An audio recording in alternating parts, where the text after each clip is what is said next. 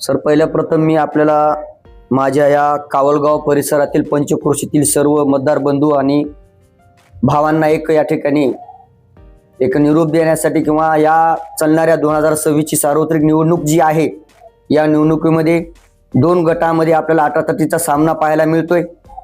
या सर्कलमध्ये विकासाच्या बाबतीमध्ये आपण सगळ्यांना मला सांगण्याची गरज नाही की कावलगावमध्ये किंवा कावलगाव सर्कलमध्ये आजपर्यंत कुठला विकास झालाय न झालाय हे प्रत्येक ह्या 11 खेड्यामध्ये सगळ्या शेतकऱ्यांना आणि सर्व गावकऱ्यांना माहीत आहे। पण मी एक या कावलगाव परिसरातील एक नागरिक या नात्याने या ठिकाणी मी काही गोष्टी सांगणार आहे।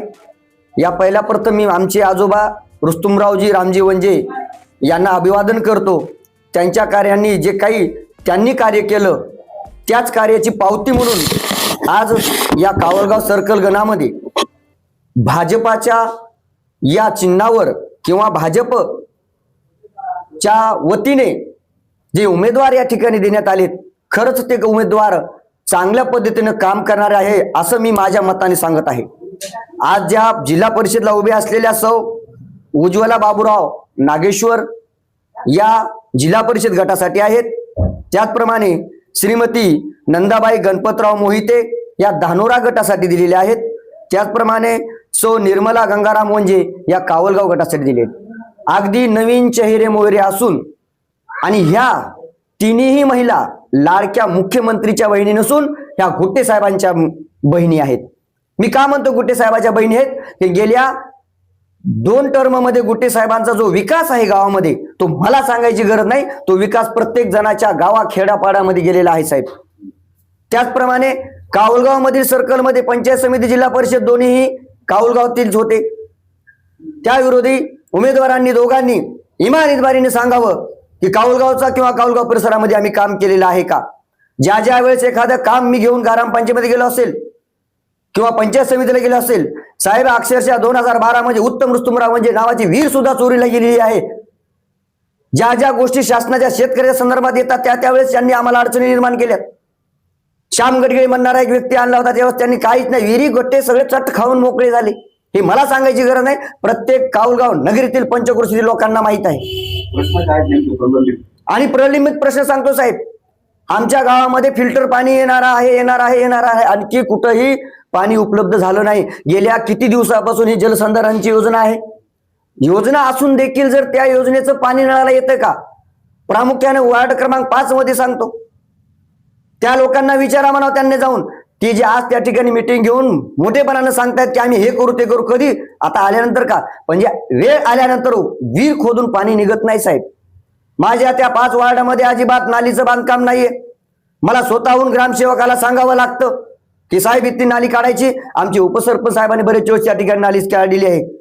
म्हणजे मला फक्त एवढंच म्हणायचं की ज्या वेळेस निवडणुका येतात त्या वेळेस आम्हाला भुलताप देऊन हे लोक आमच्याकडून मत घेतात आणि विकासाच्या बाबतीमध्ये कुठल्याही स्वरूपाचं काम केलं जात नाही। आता मी एक या कावलगावचा रहिवासी आहे, ज्यावेळेस माझं मी काम करतो त्यावेळेस मला त्या ठिकाणी अडचणी भरपूर आलेल्या आहेत। पैशाची मागणी होती साहेब, घरकुल योजना असेल, साधं 1 लाख रुपयासाठी मी 8 लाखाचा ट्रॅक्टर घेतो योजनेत साहेब, पण त्या 8 लाख रुपयाच्या ट्रॅक्टरसाठी मला 1 लाख रुपये त्या कर्मचाऱ्याला द्यावं लाजिरवाणी गोष्ट आहे। बांधकाम जे ज्या घरकुलाचे चालू आहेत त्या प्रत्येक घरकुलवाल्याला विचारा, त्या इंजिनियरने किती वेळेस पैसे घेऊन गेलेत, प्रत्येक टारनं आला 1000 आला की 1000, कुठली न्याय आहे हा? आणि ज्या वेळेस या न्यायासाठी दारूबंदीसाठी किती वेळेस बोललेले आहेत, त्यावेळेस सुद्धा निवेदन दिलेले साहेब, कुठल्याच गोष्टीचं नाही। तहसीलदार साहेब असतील कोणी येतील, शेतकऱ्याचा कळवळा करतात आणि परत निघून जातात। कालच्याच कार्यक्रम ग्रामपंचायतीमध्ये त्यांनी घेतला, तहसीलदार आले, थार साहेब आले होते। आल्यानंतर साहेबांना मी प्रश्न विचारले, साहेब तुम्ही जो कार्यक्रम शेतकऱ्यासाठी घेतलाय त्या ठिकाणी शेतकरी नसून 11वी 12वीचे विद्यार्थी बसवले होते, आम्ही शेतकरी नव्हतो। मी एकटा बोलल्यानंतर साहेब म्हणले आज पांढर रस्त्याचा प्रश्न आहे, मला सांगा माझा पांढरा रस्ता आहे आणि त्या ठिकाणी जर 2 लाख रुपये भरून जर मंजुरी घ्यायची असेल तर मग तो विकास झाला का? आणि विशेष सांगतो साहेब आणखी, मी एक प्री प्रायमरी इंग्लिश स्कूल चालवणारा एक संस्था चालक आहे, नात्यानं सांगतोय माझं दुकान चालणार उद्या लई चांगले, कारण की जिल्हा परिषदेची अशी अवस्था आहे की त्या बांधकामामध्ये सुद्धा अक्षरशः वंजेनीच ते मागलं बांधकाम केलेलं आहे। त्या शाळेचं बांधकाम पाडण्यासाठी कित्येक वेळेस निवेदन दिलेले साहेब, त्याचे आमच्याकडे रिसिव्ड आहेत। ते काम झालं नाही अद्यापर्यंत. ग्राउंड होईल खेळायला लेकराला म्हणलं तर ते ग्राउंड पाडायला तयार नाही. जुनी शाळा कोण्या जुन्या काळातली बांधलेली अजूनही तशीच उभी आहे, तिला पाडायला पाहिजे. निवेदन देऊन काय फायदा आहे? शाळा डिजिटल करा म्हणतात. डिजिटल शाळा पाठीमाग आहे सर, पाठीमागच्या स्थानामध्ये झालेली आहे. आणि ती मी तुम्हाला एक मानपूर्वक सांगतो, बाळासाहेब आमचे गंगाराम रुस्तुमराव वंजे ज्यावेळेस अध्यक्ष होते त्याच काळामध्ये ते बांधकाम झालेलं आहे.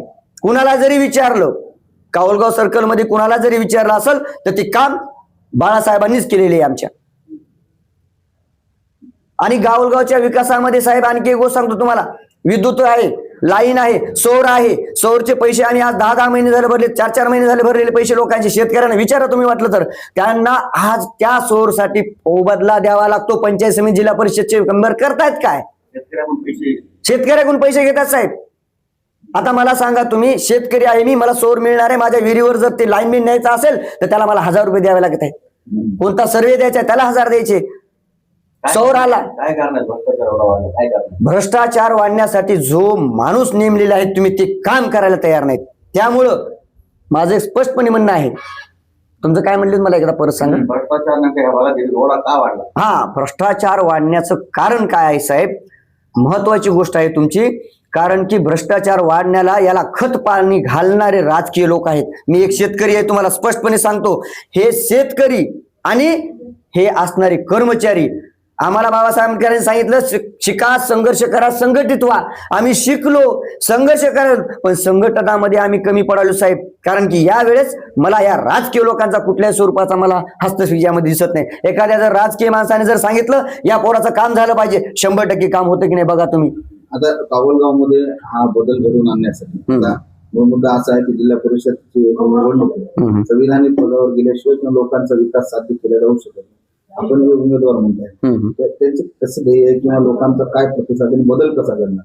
आता तुम्हाला सांगतो साहेब, विशेष म्हणजे आमचे हे जे आज या ठिकाणी तिन्ही उमेदवार आहेत, मोहिते, वंजे आणि नागेश्वरराव, तर या तिन्ही महिलांना आम्हाला आमचे आदरणीय गेल्या 20 वर्षापासून काम आमचं करत असलेले घुटे साहेब यांच्या अंतर्गत यांना नेमलेलं आहे. मुद्दा आहे लोकांचा की तो बाहेरून आलेला व्यक्ती आहे, पण गंमत अशी साहेब, त्या माणसाला ह्या काम करण्याची ओढ आहे.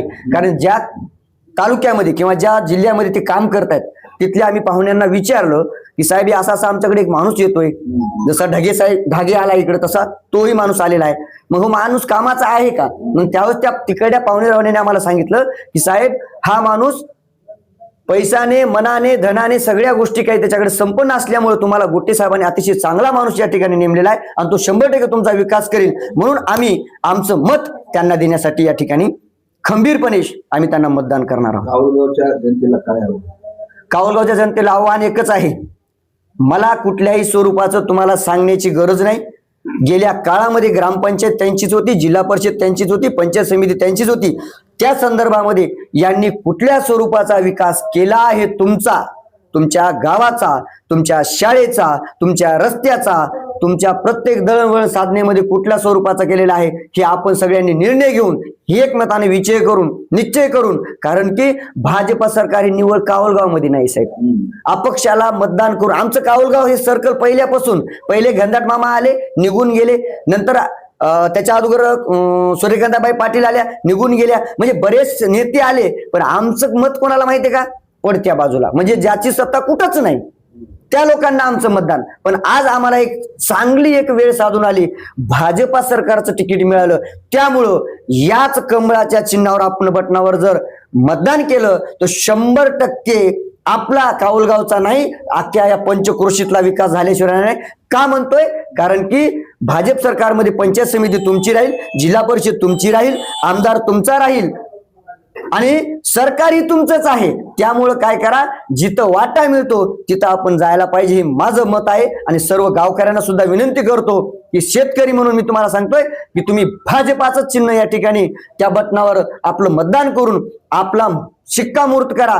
आपली माणसं, आपली माती नको, आपली माणसं आपलीच असावीत. यासाठी मी तुम्हाला या ठिकाणी परत एकदा दंडवत प्रणाम करतो आणि माझे 2 शब्द या ठिकाणी संपवतो. धन्यवाद.